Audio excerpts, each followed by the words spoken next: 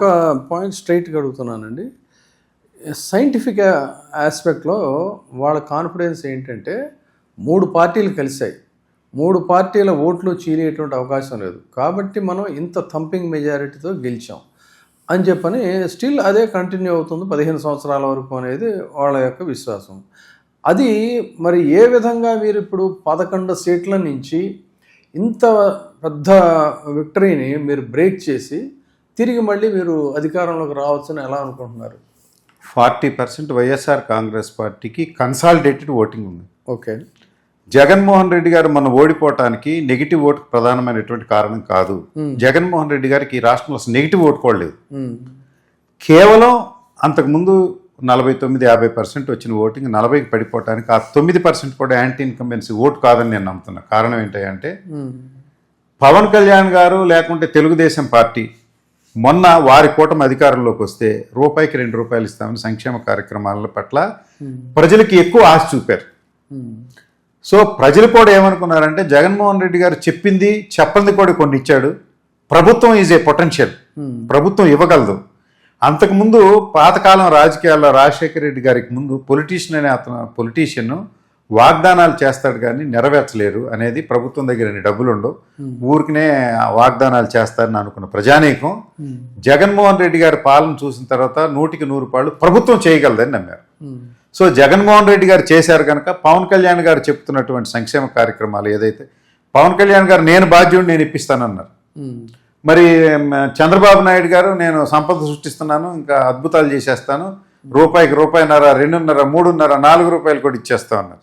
అంటే అప్పుడు ఆర్థిక వనరులు చూస్తే అప్పుడు ఒక కుటుంబానికి 2 లక్షల రూపాయలు బెనిఫిట్ వస్తే చంద్రబాబు నాయుడు గారి మొత్తం లెక్కేసుకుంటే 7-8 లక్షల రూపాయలు కూడా వచ్చే పరిస్థితి కనుక దాన్ని నమ్మిన ప్రజలు వారికి ఓటేయడం వల్ల నెగిటివ్ ఓటు లేకుండా కూడా జగన్మోహన్ రెడ్డి గారు ఓడిపోయారని నేను అనుకుంటా ఉన్నాను. నిజం కూడా, వాస్తవం కూడా. అయితే రాబోయే రోజుల్లో సంక్షేమ కార్యక్రమాలు బ్రహ్మాండంగా నిర్వహించుంటే వీళ్ళు మీరు అనేది కరెక్ట్, 3 పార్టీలు కలిసి ఉన్నాయి, మళ్ళా టైట్ ఫైట్ ఉంటుందా లేకపోతే గెలుస్తాం ఓడతామని వైఎస్ఆర్ కాంగ్రెస్ పార్టీ అనుకోవచ్చు.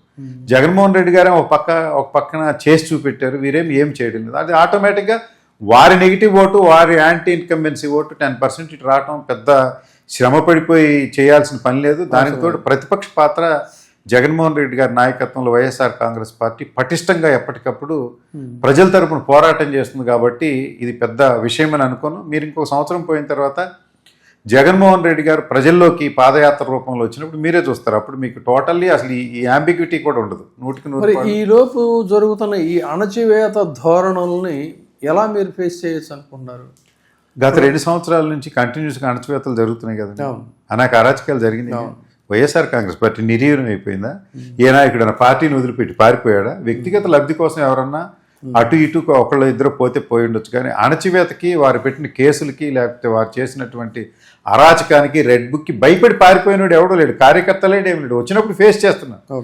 అయితే మీడియాలో ఎక్కువ భాగం కనిపిస్తుంది కనుక వైఎస్ఆర్ కాంగ్రెస్ పార్టీని అణిచేసామని వారు అనుకోవచ్చాం, కానీ ఏ ఒక్కరైనా చెప్పండి మీరు, లేదు ఏ ఒక్కరికైనా యావజ్జీవ కారాగార శిక్ష పడిందా లేకపోతే ఉరిశిక్ష పడిందా? చిన్న పెట్టి కేసెస్ ఉంటున్నాయి, 41 నోటీసులు ఇస్తున్నారు, పిలుస్తున్నారు. ఒక రకంగా వారు చేసే కార్యక్రమాలు వైఎస్ఆర్ కాంగ్రెస్ పార్టీకి ఎక్కువ ప్రచారాన్ని ఇస్తారు ఎవరు నేను అనుకుంటా ఉన్నా.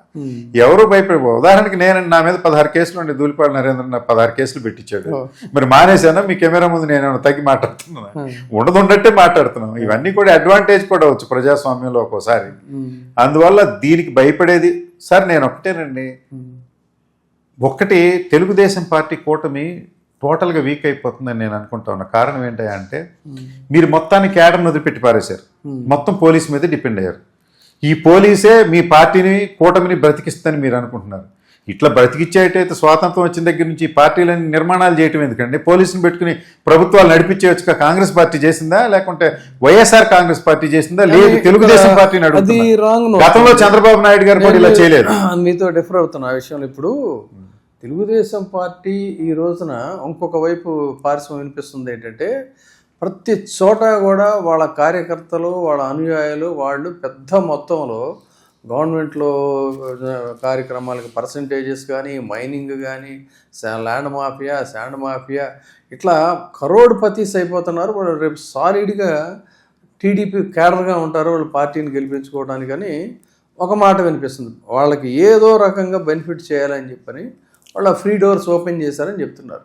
మీరు చెప్పింది వాస్తవంగా జరుగుతూ ఉండా కూడా 100కి 100 మంది కార్యకర్తలు బెనిఫిషరీస్ కాదు. ఒకటి ఓకే, అసలు టోటల్గా జనసేన వాళ్ళకి రూపాయి కూడా రావట్లేదు. జనసేన వాళ్ళకి వారి గ్రామాల్లో జనసేన బలంగా ఉండి జనసేన వల్లే మెజారిటీ వచ్చిన గ్రామాల్లో వారు చెప్పినట్టు రిక్రూట్మెంట్ జరగట్లేదు, వారికి పదవులు రావడం లేదు. అంటే ఓన్లీ ఒక లిమిటెడ్ గ్రూప్ అంతే. మాత్రమే సంపాదించు. జనసేన వారు పోలీస్ స్టేషన్ లో చెప్తే వైఎస్ఆర్ కాంగ్రెస్ పార్టీకి జరిగినంత కూడా జరగడం లేదు. లేదా అసలు జనసేన విలువ లేదా? జీరో. నేను పొన్నూరు నియోజకవర్గం వరకు చెప్తున్నానండి. జనసేన వాళ్ళు పోలీస్ స్టేషన్కి వెళ్ళి అక్కడ చెలాయించుకొచ్చే ప్రశ్నే లేదు. జనసేన గ్రామాల్లో కూడా ధూళిపాళ నరేంద్ర అనుచరుడు పర్టికులర్ గా వారి సామాజిక వర్గానికి చెందిన వ్యక్తి కంట్రోల్లోనే పోలీస్ స్టేషన్ ఉంది. అన్ని చోట్ల ఇదే, అన్ని చోట్ల అదేనండి. పొన్నూరు పోలీస్ స్టేషన్ అట్లాగే ఉంది, కాకాని పోలీస్ స్టేషన్ అట్లాగే ఉంది, చేబ్రోలు పోలీస్ స్టేషన్ కూడా అట్లాగే ఉంది. ఏ జనసేన నాయకుడైనా అక్కడికి ఎత్తి పెత్తనం చెలాయించే పరిస్థితి లేదు. సో అంటే జనసేన కూటమిలో భాగస్వామి కాదు, ఓన్లీ ఒక యాక్సిలరీ అంటారు. అంతే, 100కి 100 పాళ్ళు ఇది 6 ఏలే గానీ అధికారంలో మాత్రం భాగస్వామి కాదు.